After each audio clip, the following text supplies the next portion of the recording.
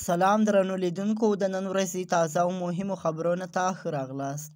په شمالي وزیرستان کې د ګیلمن وزیر کورنۍ او ورسره نورو ګډونوالو نن ورځ یعنې 14 اګست د تورې ورځې په نوم لمانځلی دی.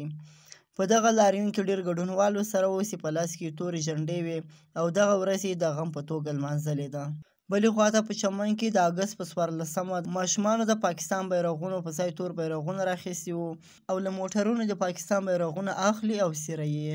بلې خواته په افغانستان کې اسلامي امارت د زمرۍ په 14مه د بیا واکمنۍ درېیمه کلیزه لمانځلې ده. دا کلیزه د بګرام په پوځي اډه کې د ځانګړو نظامي مراسمو په ترسره کولو ولمانځله او ویې ویل دا زموږ لپاره د ویاړ خبره ده او دا ورځ نه هېرېدونکې ده. بلې خواته د پاکستان وزیر اعظم شهباز شریف دا اعلان کړی دی چې د 14 اګست په مناسبت د 15 ورځو لپاره پټرول 2 روپۍ او ډیزل 6 روپۍ پیسې ارزانه کړي دي.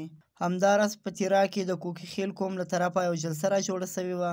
په دې جلسه کې ګډونوالو تورې جنډې راخیستې وې. د پاکستان د 14 اګست ورځ د غم په توګه ولمانځلې ده او ګډونوالو ویلي دي چې موږ ته د امن راکول شي. په پښتنو علاقه کې امن نشته ځکه یې 14 اګست نه ده لمانځلی.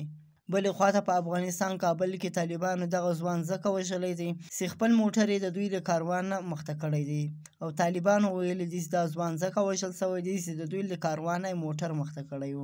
دا و د نن ورځې تازه او مهم خبرونه. سبا نیوز سبسکرایب کړئ او له نورو ملګرو سره هم شیر کړئ.